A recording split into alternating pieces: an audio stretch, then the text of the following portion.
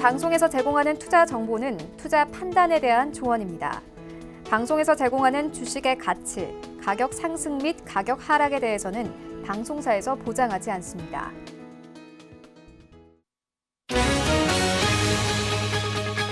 간추린 경제뉴스입니다.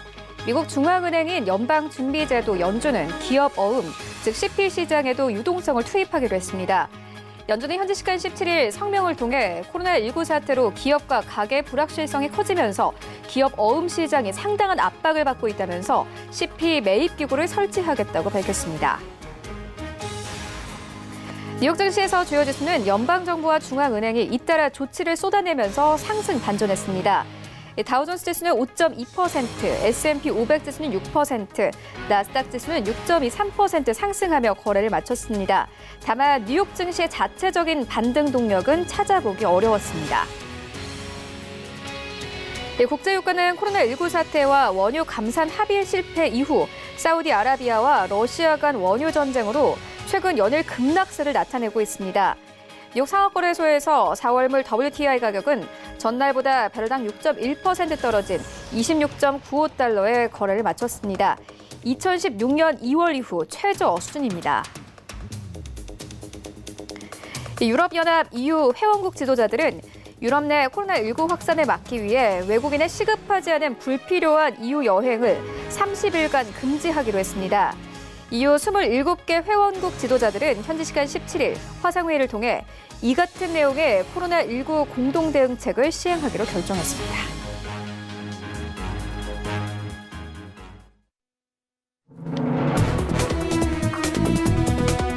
네, 시청자 여러분 안녕하십니까. 출발 증시 와이드 1부 시작합니다. 최윤입니다. 네, 어제 우리 증시 양시장 엇갈렸습니다. 코스피 시장은 2% 넘게 떨어지면서 1,700선을 이탈했고 1,670선까지 내려왔습니다. 일단 어제 시장에서는 외환 시장이 좀 부담이 되는 상황이었는데요. 원달러 환율은 10년 만에 가장 높은 수준까지 올라왔습니다. 1,240원대에서 어제 마감이 됐고 당연 외국인 수급에 부담일 수밖에 없었습니다. 이와 함께 어제 코스피 시장에서 외국인들 1조 원 넘게 매도 포지션 나타냈습니다. 이 외국인들이 던진 물량을 개인과 기관이 받아내는 모습이었는데요. 반면에 코스닥 시장은 2% 이상의 반등 흐름 보였습니다. 510선까지 오르면서 어제 시장 마감이 됐습니다. 코스닥 시장 같은 경우에는 2018년 고점 대비해서 48% 이상 떨어진 상황이고 어제는 좀 바닥이 지지되는 모습을 보였습니다. 네, 이런 가운데 간밤에 뉴욕 증시 3대 지수 모두 상승하며 거래를 마쳤습니다. 이런 시장 상황들 오늘 출발 증시 와이드 1부에서 정확하게 알아보도록 하겠습니다. 먼저 오늘 다뤄볼 이슈들 화면으로 함께 정리해보고 오도록 하겠습니다. 네, 먼저 오늘 신승용의 시그널 나우 시간 준비되어 있습니다. 간밤 미국을 비롯해서 글로벌 정부가 요동치는 금융시장 안정화에 총력을 다하고 있습니다. 상황 짚겠고요. 이어서 중국의 산업 생산이 30년 만에 첫 마이너스를 기록하면서 코로나19 글로벌 경기 침체 우려감이 현실화되고 있습니다. 시장 영향 함께 짚어보도록 하겠습니다. 네, 이어지는 라이브 이슈타임에서는요. 이 코로나19로 금융시장과 실물 경제가 동시에 타격을 받으며 이 기업들의 자금 압박이 현실화되고 있는데 살펴보도록 하겠고요. 이어서 금융당국이 증시 안정을 위한 비상계획에 이 주식거래 일시정지와 임시휴장 등의 고강도 대책도 포함한 것으로 전해졌습니다. 함께 살펴보도록 하겠습니다. 출발 증시 와이드 1부 지금 출발합니다.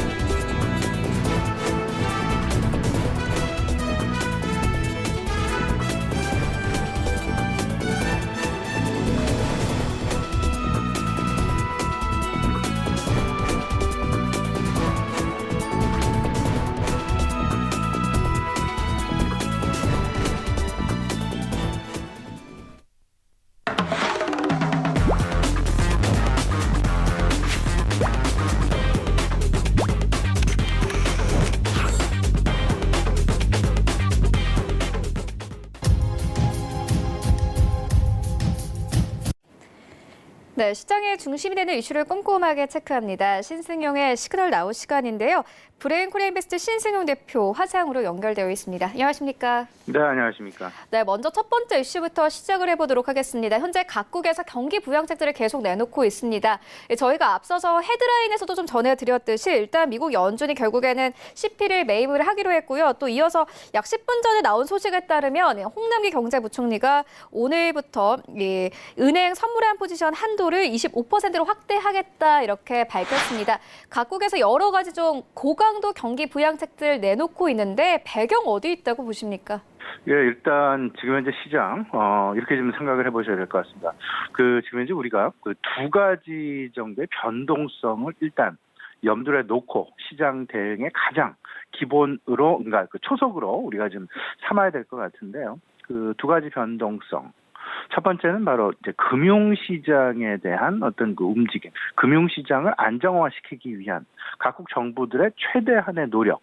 왜 이들이 금융시장 안정화를 위해서 최대한의 노력을 기울이고 있는지, 이 부분을 좀 먼저 좀 살펴보셔야 될 것 같고요.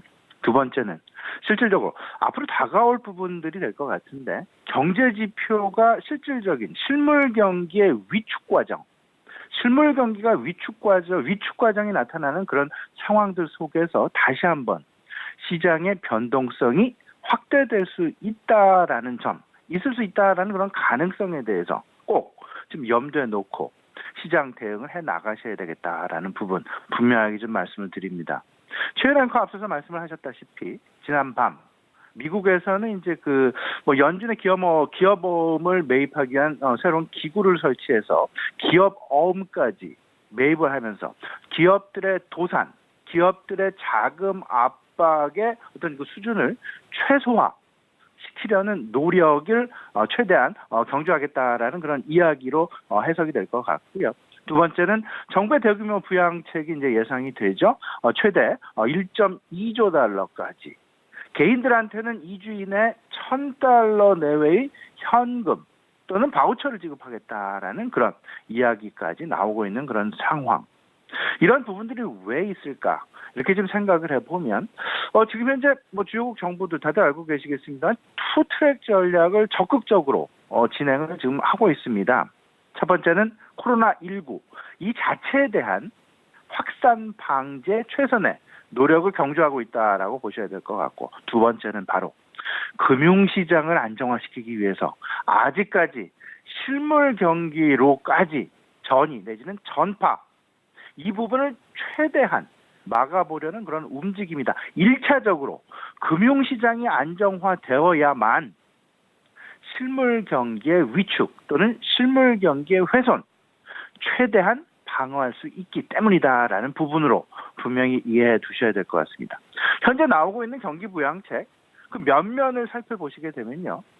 금융 변동성을 최소화시키고 그리고 앞으로 가능성이 높은 실물 경기의 위축을 최대한 방어하기 위한 것이다.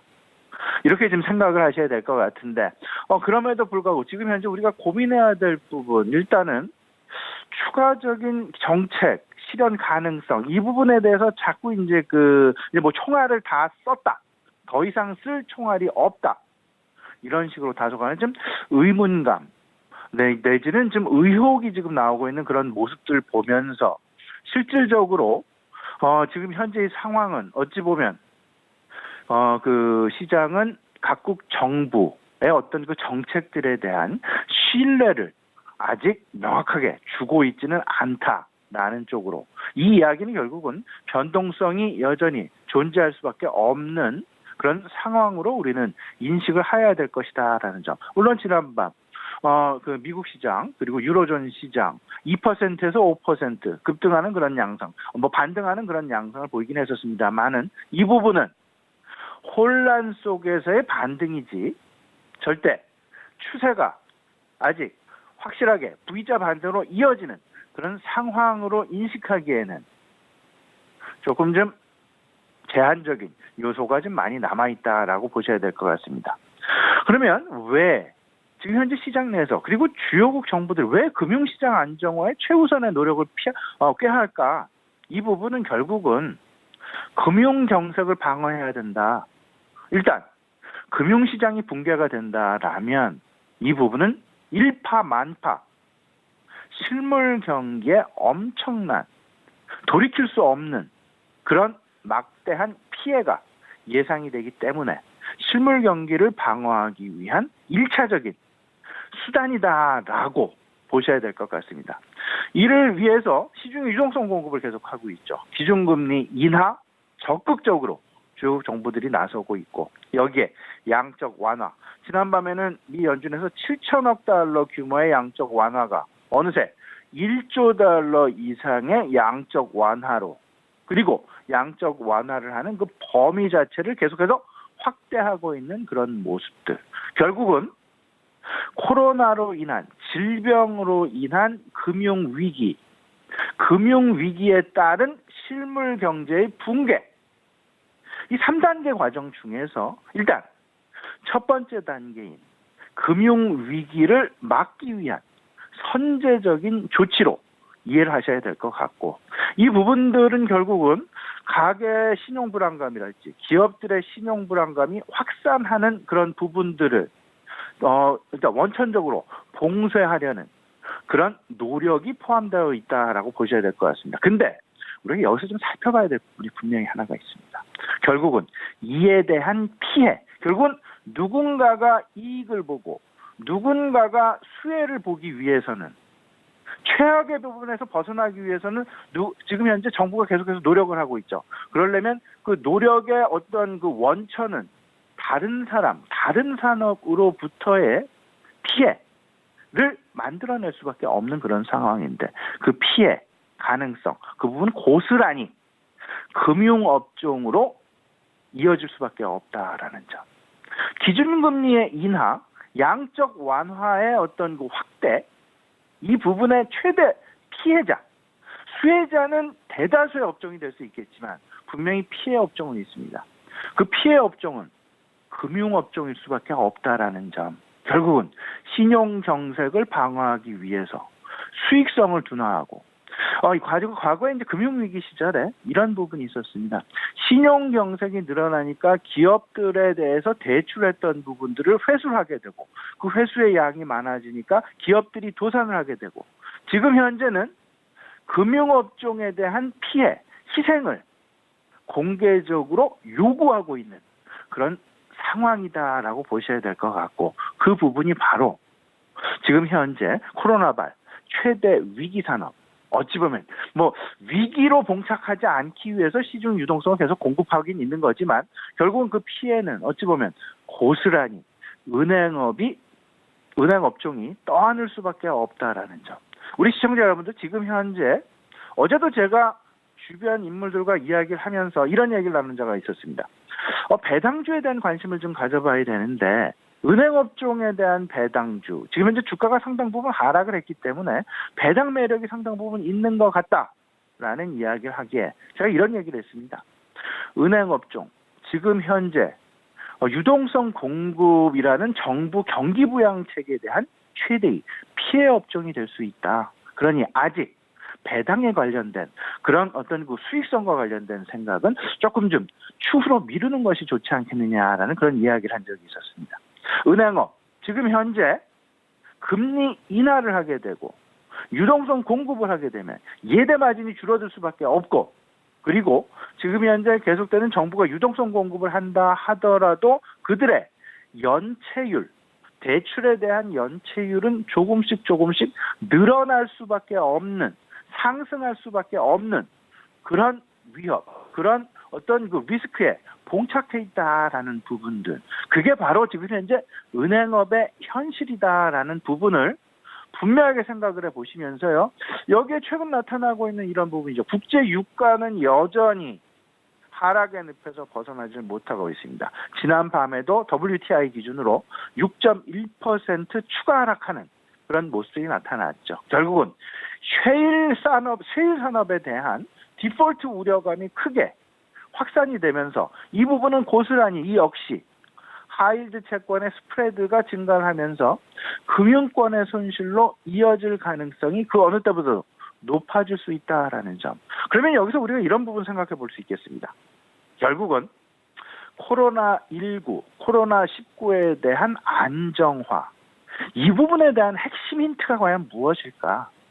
이 부분을 좀 업종 내에서 생각을 해본다라면, 첫 번째는 당연히 신규 확진자 수가 증가하느냐 감소하느냐의 여부, 이 부분에 대한 방향성, 이게 가장 본질적인 어떤 그 방향성이다라고 한다라면, 우리 실물 경기로 이어지는 가교 역할을 하고 있는 은행 업종의 주가 방향성이 과연 바닥을 다지겠느냐, 아니면 반등 국면으로 넘어서겠느냐, 아니면 여전히 하락 국면에 머물고 있느냐, 이 부분에 대한, 은행 업종에 대한, 금융 업종에 대한 주가 방향성을 면밀히 우리가 참고하면서 앞으로의 시장 전개, 이 부분까지 확대해서 생각을 해봐야 되겠다라는 부분, 분명한 힌트로 삼아 두셔야 될 것 같습니다.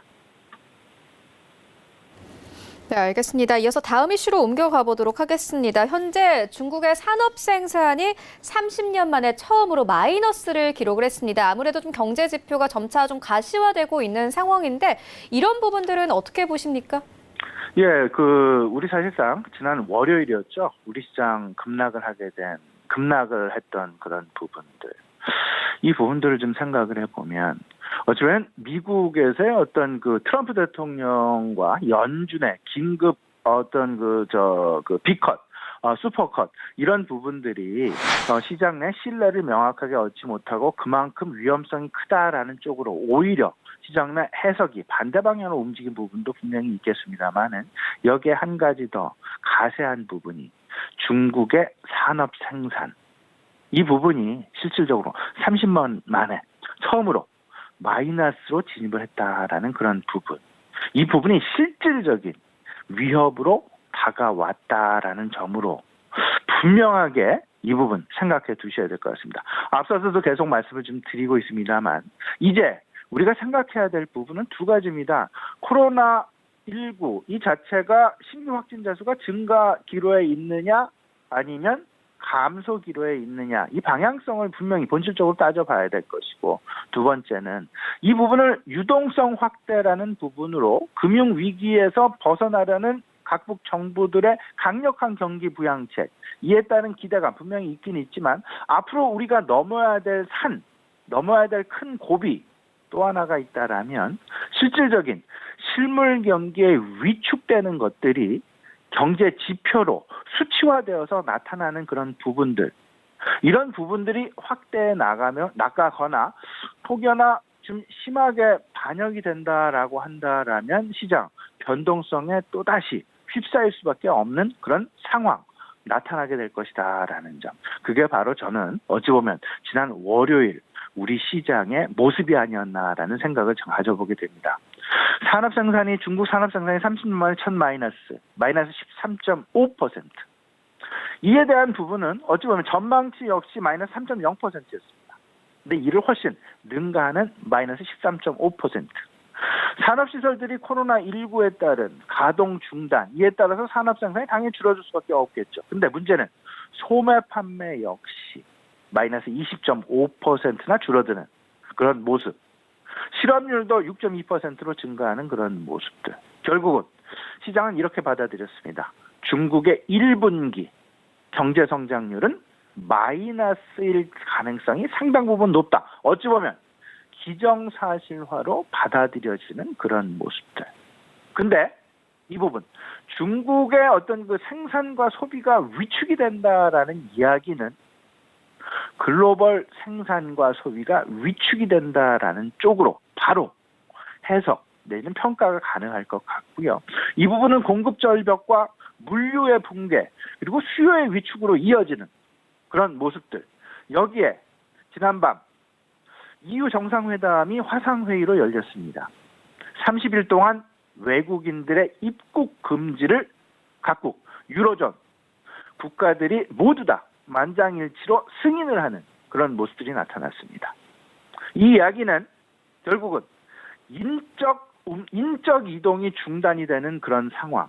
그 이야기는 기업 활동의 정지를 의미하게 되고, 기업 활동의 정지는 생산의 어떤 절벽, 공급의 절벽, 바로 봉착하게 되는 그런 수순을 밟게 될 수밖에 없다라는 점.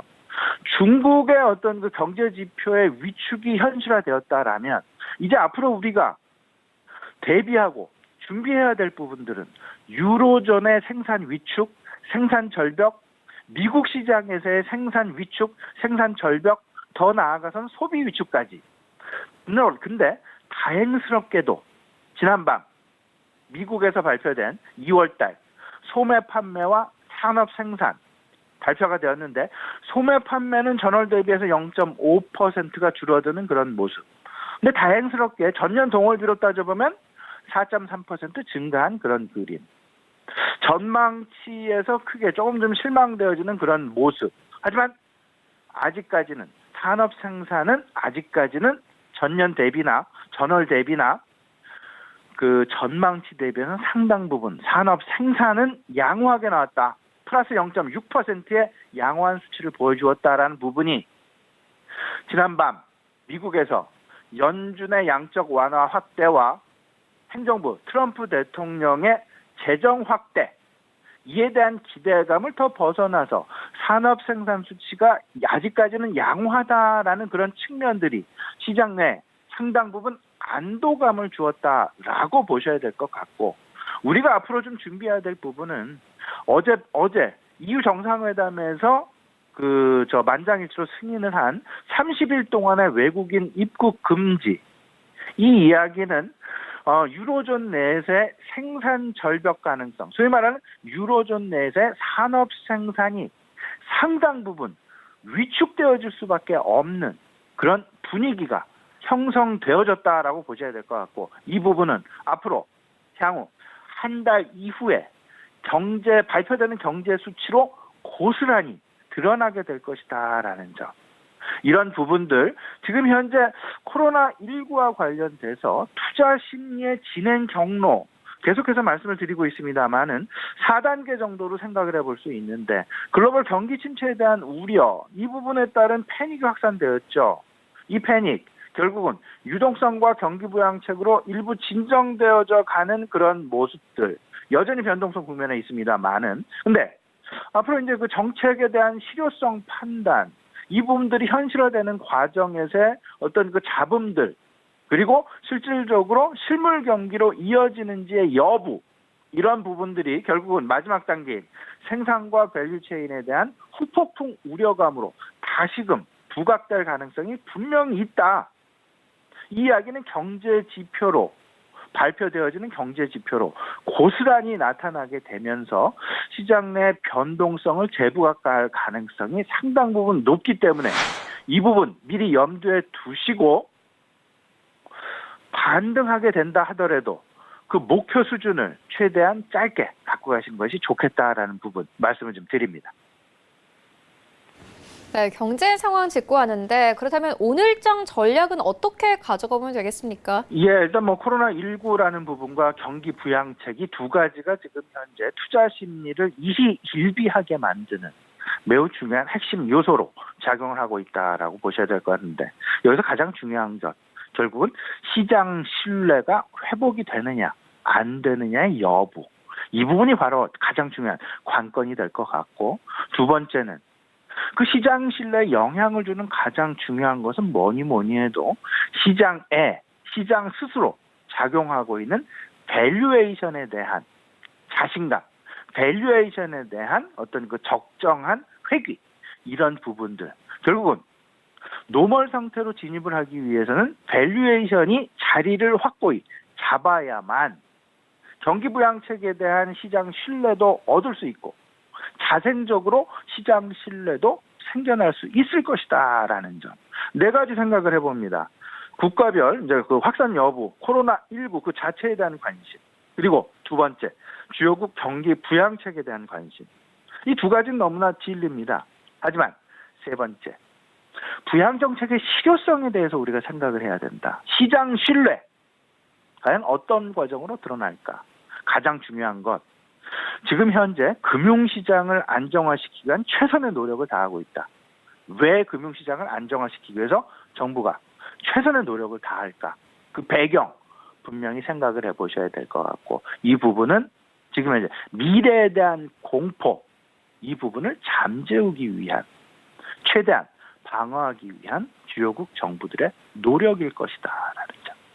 그러면 이런 상황들, 그러면 관심 이동 부분도 우리가 좀 생각을 해봐야 되는데 절대 경기 관련 모멘텀, V자 반등 모멘텀, 과거에는 코로나19가 크게 지금처럼 급속도로 확산하기 이전에는 V자 반등에 대한 기대감도 분명히 했었습니다. 하지만 지금 현재의 상황, 좀 더 장기화를 좀 대비해야 되겠죠. 그러다 보니까 관점이 바뀔 수밖에 없습니다. V자 반등 모멘텀보다는 안정적인 실적을 계속해서 유지하는 기업들에 대한 관심을 가져야 되겠다. 소위 말하는 외국인들이 얘기하는 서스테이너블 그로스를 계속해서 가져가는 기업들.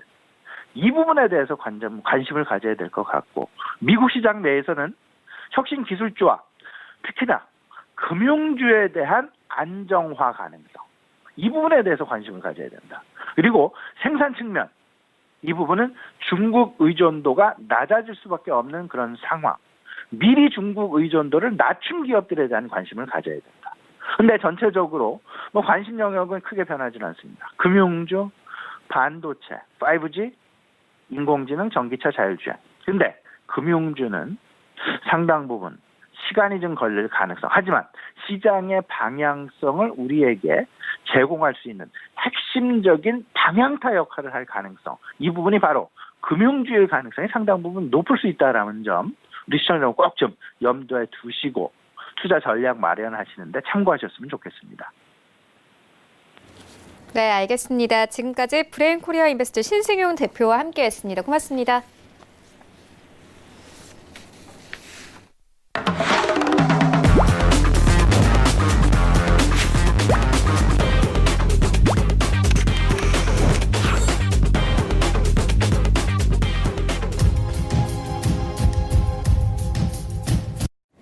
네, 이번에는 국내 시장 쟁점 함께 분석해 보도록 하겠습니다. 라이브 이슈 타임인데요. KTB 투자증권 이서훈 과장 전화 연결되어 있습니다. 안녕하십니까? 네, 안녕하십니까? 네, 먼저 첫 번째 이슈부터 시작을 해보도록 하겠습니다. 코로나19발 이 기업 쇼크가 점차 현실화되고 있습니다. 신용 등급에도 문제가 생기는 것이 아니냐는 우려가 나오고 있는데 어떻게 보십니까? 네, 우선 코로나19로 이제 금융시장과 실물 경제가 동시에 타격을 받고 있다라고 좀 볼 수 있겠고요. 우선 자금 경색과 또 실적 둔화로 인해서 기업들의 신용 등급이 줄 이어서 하락하고 있습니다.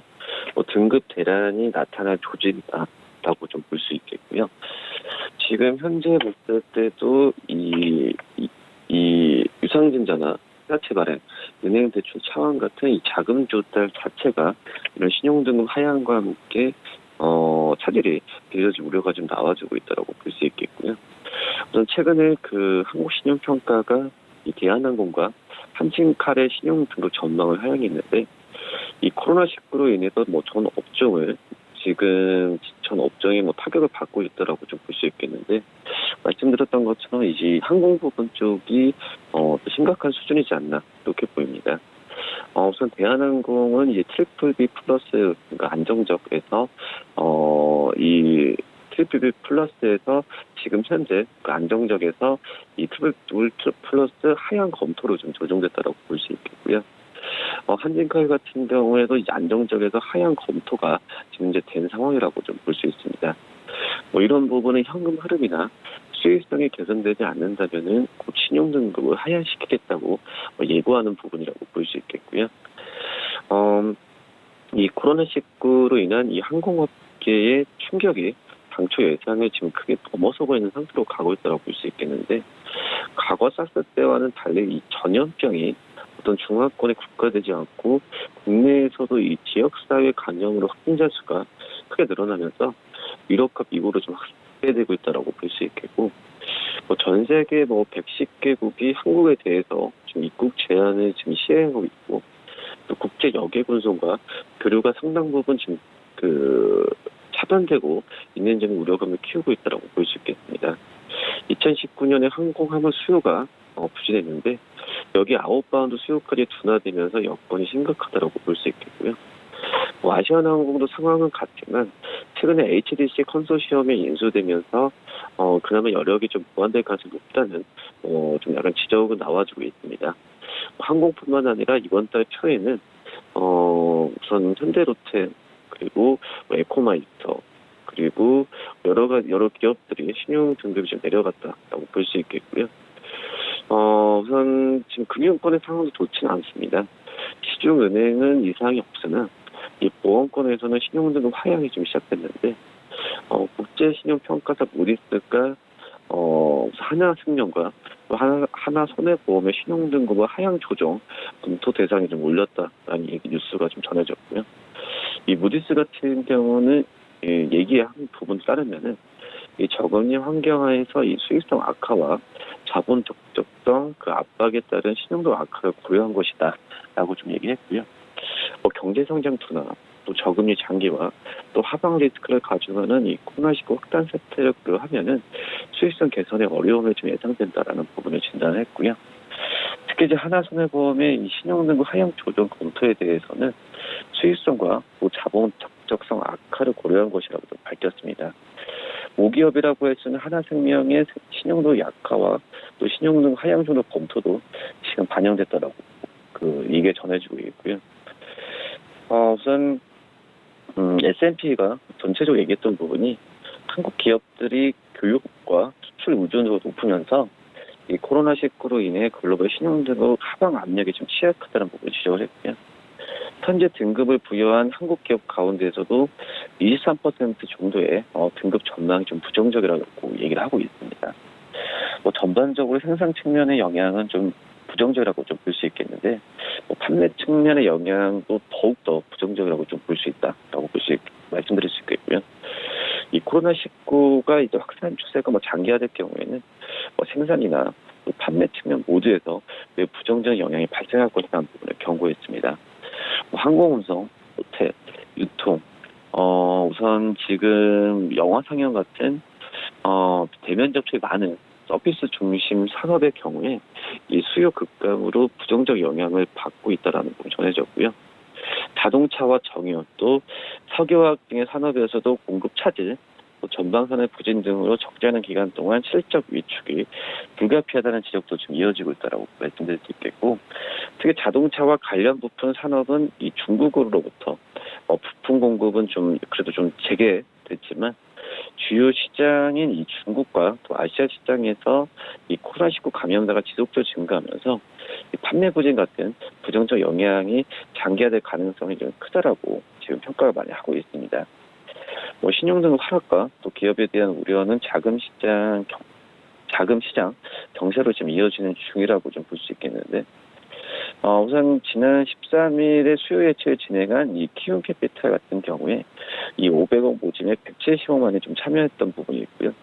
또 수요 예측을 진행한 하나은행 역시 10년 만기 후순위 채권 같은 경우에도 3천억 모집에 2,700억밖에 참여를 안 하면서 이쪽 전체적으로 시장이 위축된 상태가 나오고 있다고 정리할 수 있겠습니다.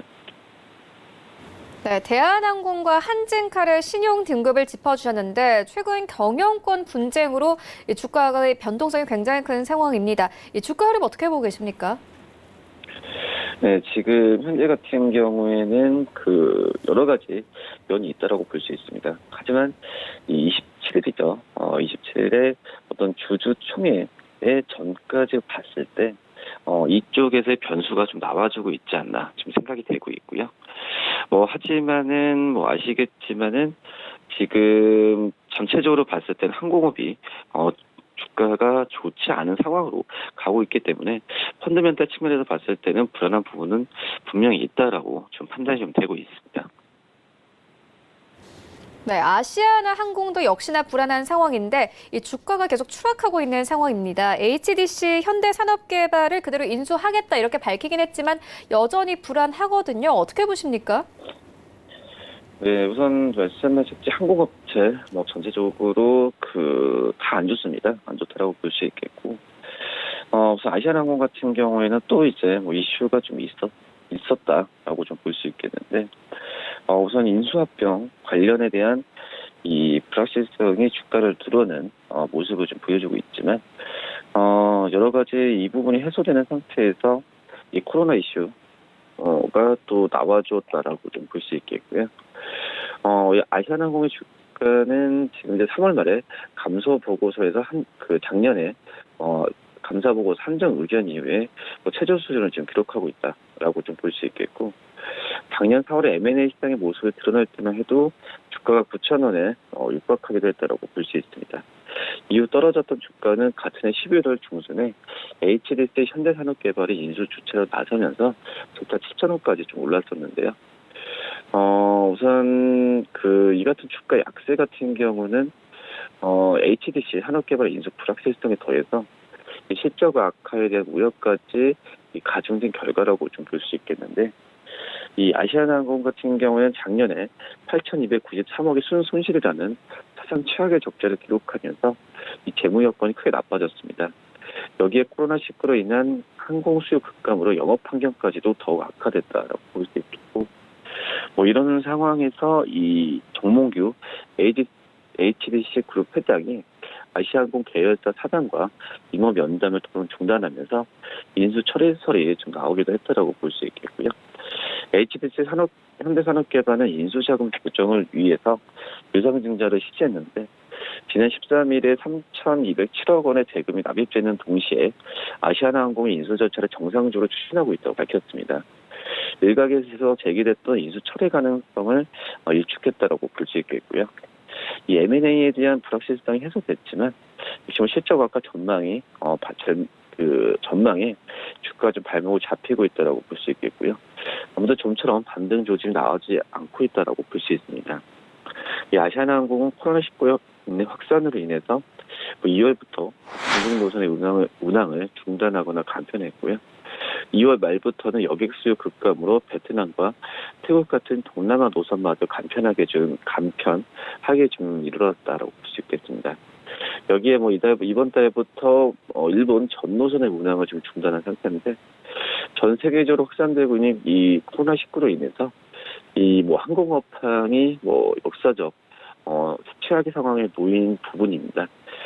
따라서 올해도 이제 적자가 불가피해 보인다라고 볼 수 있겠는데, 일부에서는 작년을 훨씬 뛰어넘는 적자를 기록할 수 있다는 관측까지 나와주고 있습니다.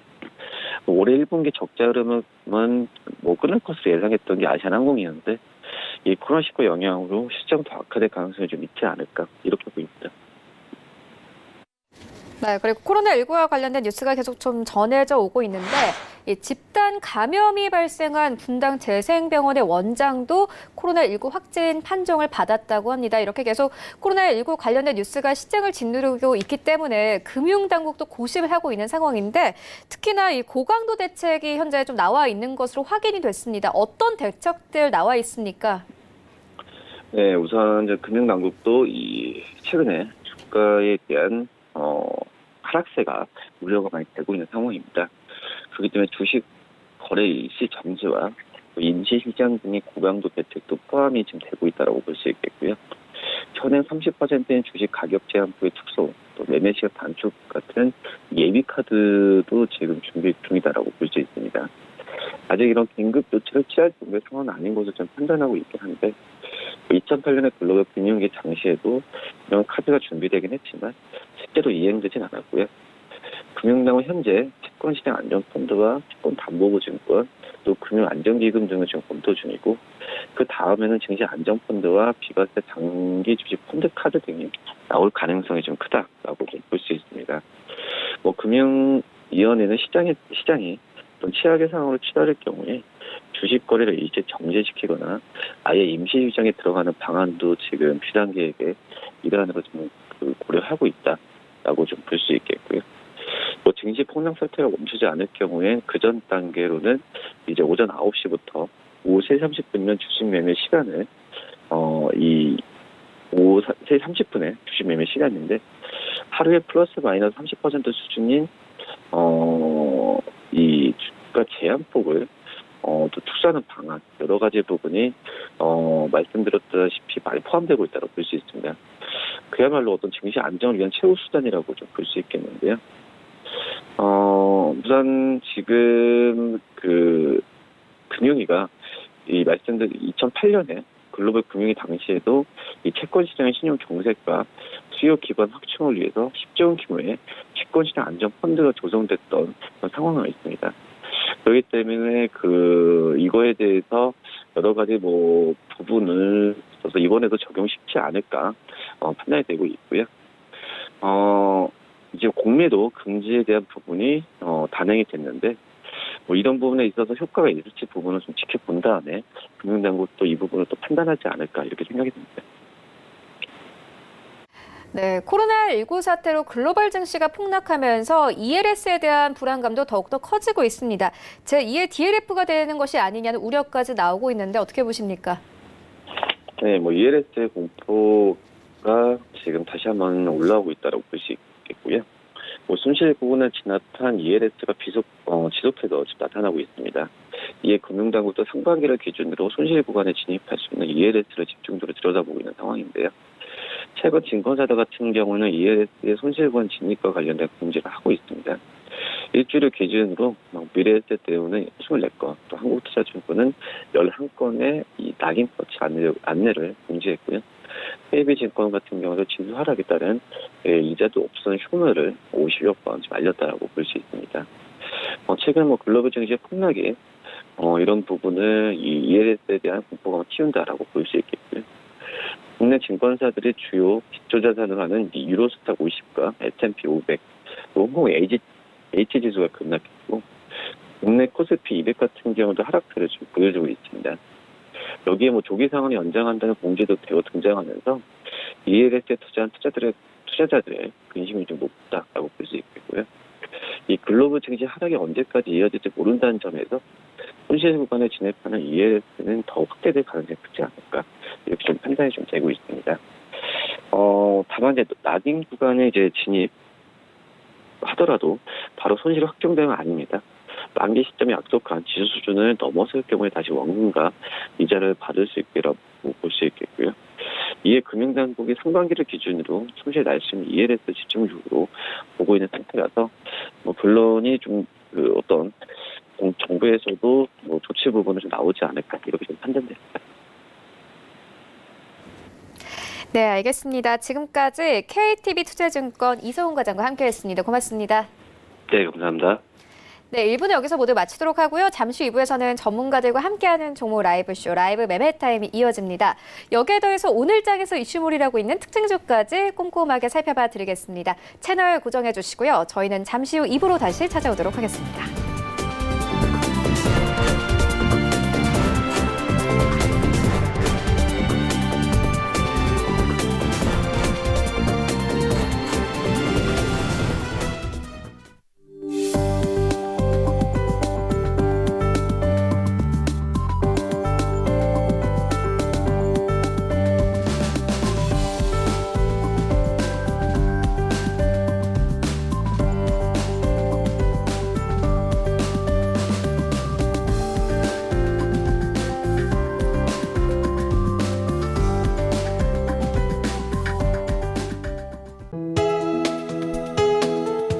방송에서 제공하는 투자 정보는 투자 판단에 대한 조언입니다.